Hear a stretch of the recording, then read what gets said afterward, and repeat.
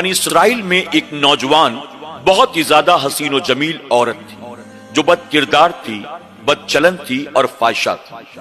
آبادی میں موجود تمام مردوں کے ساتھ اس عورت کے ناجائز تعلقات تھے۔ وہ ہر مرد سے ناجائز تعلقات قائم کرنے کے لیے ان سے اچھی خاصی رقم لیا کرتی تھی۔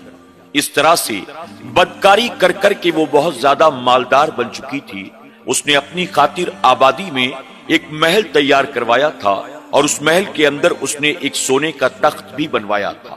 جب بھی کوئی گراہک اس کے پاس آتا تو اسی سونے کے تخت پر وہ اس گراہک کے ساتھ میں بدکاری کیا کرتی تھی۔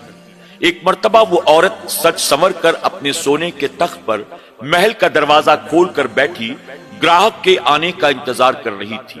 اتفاق سے اس آبادی کے قریب میں ایک گاؤں تھا۔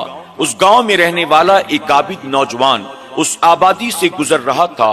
چلتے چلتے اچانک اس کی نظر اس فاحشہ عورت کے چہرے پر پڑ گئی۔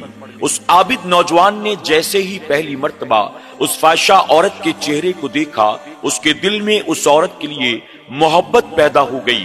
وہاں سے چلے جانے کے بعد اس نے اس عورت کے خیالات کو جھٹکنے کی بہت کوشش کی، لیکن اس فاحشہ عورت کا چہرہ اس کی آنکھوں میں ایسا سما گیا، اس کے دل و دماغ پر اس عورت کے خیالات ایسے بیٹھ گئے کہ لاکھ جھٹکنے کے باوجود بھی اس عورت کے خیالات دور ہونے کا نام تک نہیں لے رہے تھے۔ اس نوجوان نے شب بیداری کی، اللہ کی بارگاہ میں توبہ اور استغفار کیا، ذکر و اذکار کیے، لیکن اس کے باوجود اس عورت کے خیالات اس کے دل و دماغ پر پوری طرح سے چھائے ہوئے تھے۔ اس نے اس فاحشہ عورت کے خیالات کو جھٹکنے کے لیے مسلسل کئی دنوں کا روزہ تک رکھا، لیکن اس عورت کا خیال اس کے دل سے جانے کو تیار نہ تھا۔ کئی دنوں کی محنت مشقت کے باوجود بھی جب اس فاحشہ عورت کا خیال اس کے دل و دماغ سے جانے کو تیار نہ ہوا تو اس نوجوان نے مجبور ہو کر اس بات کا فیصلہ کیا، چلیں ایک بار جا کر اس عورت سے ملاقات کر کے دیکھ لیتے ہیں، ہو سکتا ہے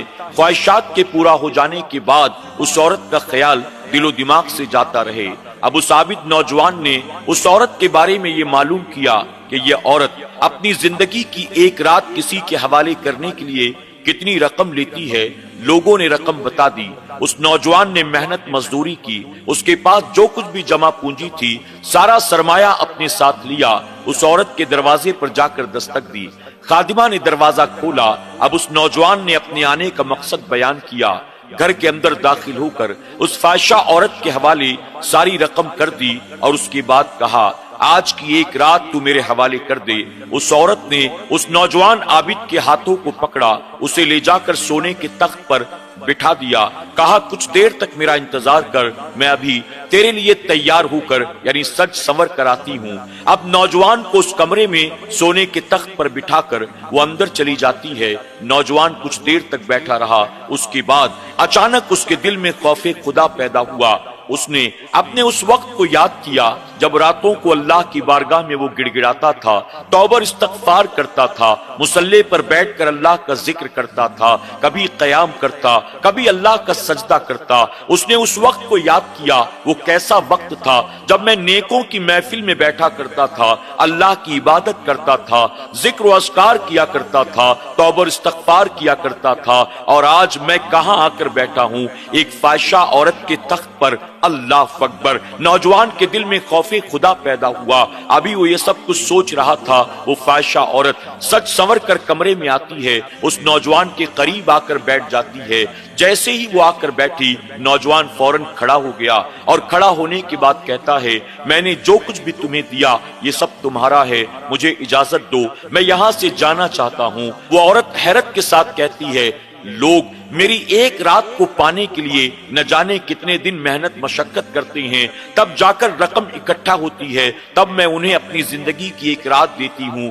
آج تو بھی بہت مشکل سے مجھ تک پہنچا ہے، میں نے اپنا سب کچھ تیرے حوالے کر دیا، اس کے باوجود تو مجھے سونے کے پلنگ پر تنہا چھوڑ کر یوں جانا چاہتا ہے۔ آخر وجہ کیا ہے؟ کیا میں تجھے پسند نہیں آئی؟ کیا میں تجھے اچھی نہیں لگی؟ ایسے میں وہ نوجوان کہتا ہے، نہیں نہیں، ایسی کوئی بات نہیں ہے، دراصل تجھے پانے کے لیے میں نے بھی بہت محنت مشقت کی، میں نے بھی ایک ایک روپیہ جمع کیا تاکہ میں تجھے پالوں۔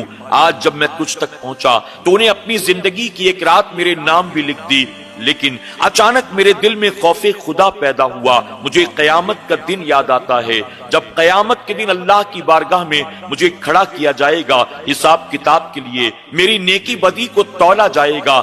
ایسے میں وہ وقت جو میں نے تیرے ساتھ گزارا ہے اللہ کی بارگاہ میں کیا جواب دوں گا؟ اگر اللہ تبارک تعالیٰ نے اس ایک گناہ کے عوض میری زندگی بھر کی نیکیوں کو میرے منہ پر مار دیا تو کل قیامت میں میرا کیا بنے گا؟ اس لیے میں نے جو کچھ بھی تجھے دیا وہ سب تیرا ہوا, اب مجھے معاف کر دے, میں یہاں سے جانا چاہتا ہوں. اس عورت نے کہا ٹھیک ہے, اپنی مرضی سے آئے تھے, اپنی مرضی سے جا سکتے ہو. عابد نوجوان فوراً اس کے محل سے باہر نکلتا ہے, توبہ اور استغفار کرتا ہوا اپنی آبادی کی طرف دوڑ پڑتا ہے. اس عابد نوجوان کے وہاں سے چلے جانے کے بعد اس فاحشہ عورت کے دل پر اتنا اثر ہوا کہ وہ یہ بات سوچنے پر مجبور ہو گئی, میں نے جب سے جوانی کی دہلیز پر قدم رکھا میں نے دن رات اللہ کی نافرمانی کی ہے, اللہ کے ساتھ بغاوت کی ہے.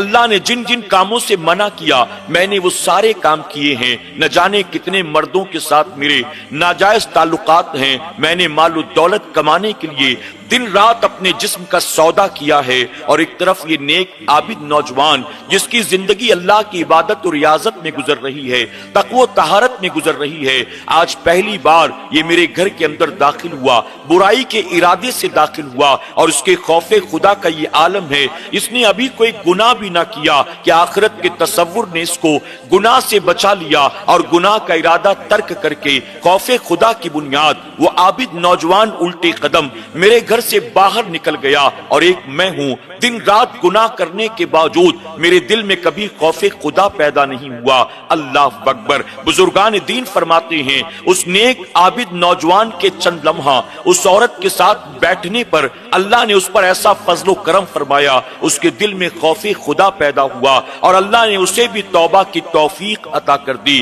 اس عورت نے فوراً یہ خیال کیا اب میں بھی کبھی گناہ نہیں کروں گی. اس عابد نوجوان کی طرح میں بھی اپنی زندگی کو اللہ کی اطاعت و فرمانبرداری میں گزاروں گی. وہ کچھ دیر تک بیٹھی سوچتی رہی اب میں کروں تو کیا کروں. اس کے دل میں خیال پیدا ہوا اللہ کے نبی سیدنا موسیٰ علیہ السلام کی بارگاہ میں حاضر ہوتی ہوں, ان سے کہتی ہوں کہ میں نے اپنے تمام گناہوں سے توبہ کر لی ہے, آپ اللہ کی بارگاہ میں میرے لیے سفارش کر دیں تاکہ اللہ تبارک تعالیٰ میرے گناہوں کو معاف فرما دے. اب اس ارادے سے وہ فاحشہ عورت اپنے محل کے کمرے سے نکلتی ہے, اللہ کے نبی سیدنا موسیٰ علیہ السلام کو تلاش کرنا شروع کرتی ہے, یہاں تک کہ اسے پتا چلا بنی اسرائیل کے چند افراد کو جمع کر کے اللہ کے نبی موسیٰ علیہ السلام ان کے درمیان باز فرما رہی ہیں. وہ فاحشہ عورت تلاش کرتے کرتے وہاں تک پہنچ گئی. اللہ کے نبی موسیٰ علیہ السلام مصروف تھے. اس عورت نے ایک شخص کو بلایا اور بلانے کے بعد کہا جا کر اللہ کے نبی سے کہہ دے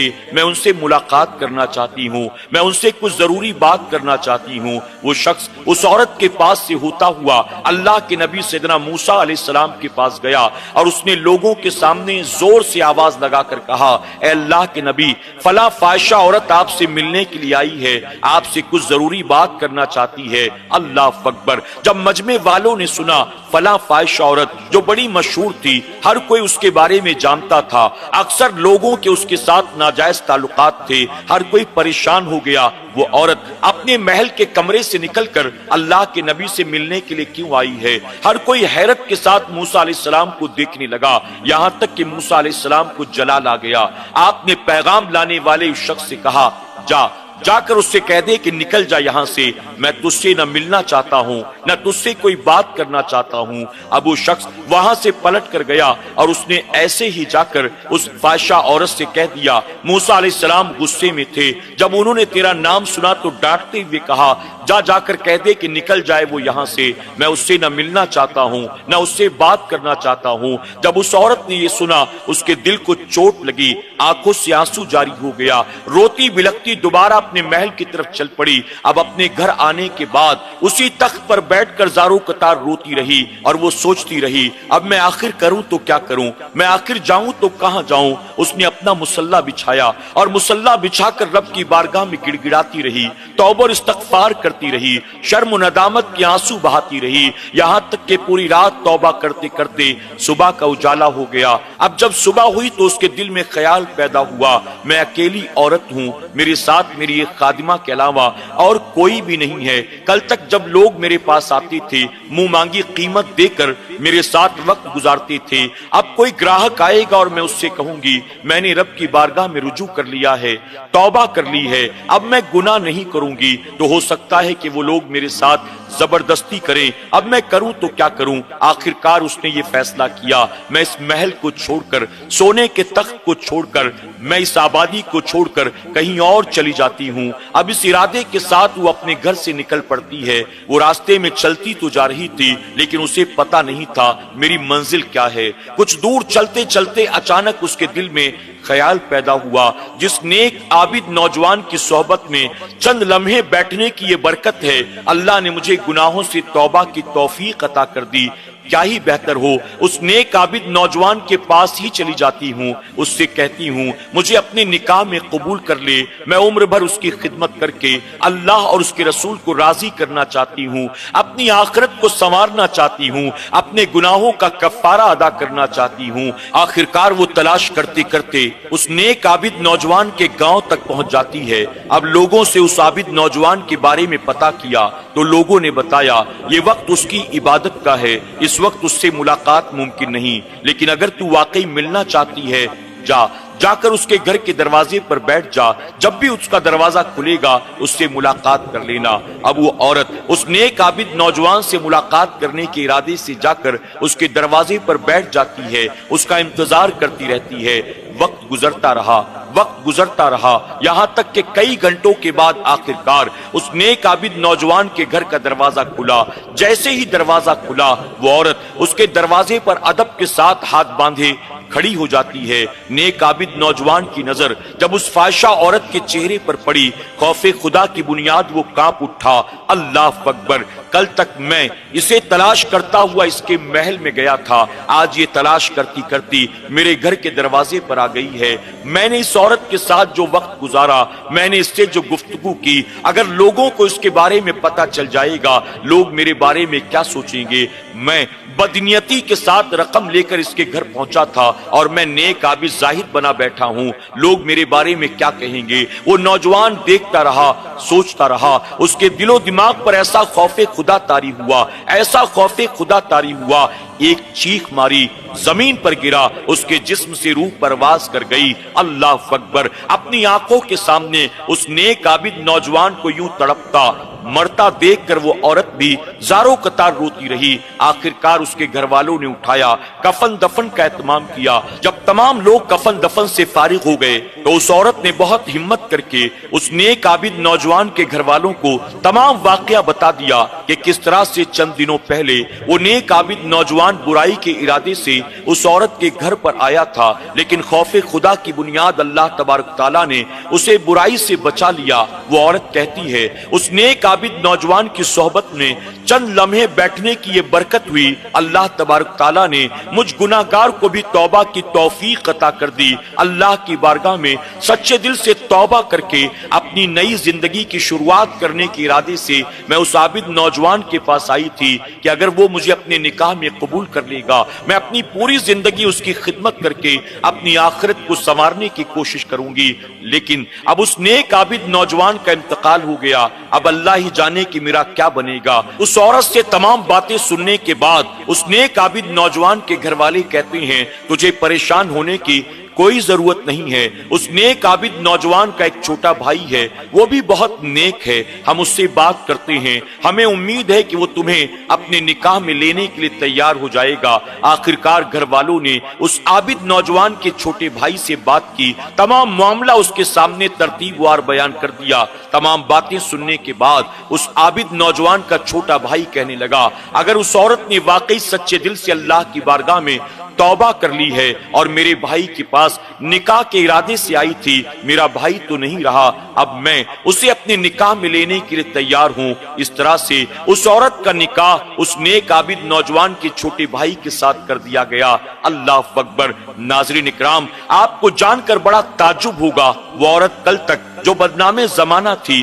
آبادی کے تمام مردوں کے ساتھ اس عورت کے ناجائز تعلقات تھے، ایک نیک عابد نوجوان کی صحبت میں چند لمحے گزارنے کی بنیاد اللہ نے اسے ایسی توبہ کی توفیق دی، ایسی توبہ کی توفیق دی، اس عابد نوجوان کے چھوٹے بھائی کے ساتھ اس کا نکاح ہو گیا۔ اللہ نے دونوں میاں بیوی کو 7 بیٹے عطا کیے، اور تاریخ کی کتابوں میں آتا ہے وہ ساتوں کے ساتوں بیٹے جو ہیں بنی اسرائیل کے اولیاء اکرام میں گزرے۔ اللہ اکبر، یعنی اللہ نے ان 7 بیٹوں کو مقام ولایت عطا کر دیا۔ آپ ذرا دیکھیں اللہ تبارک تعالیٰ توبہ کو کتنا پسند فرماتا ہے، اللہ بندے بندیوں کی توبہ کو کیسے قبول فرماتا ہے۔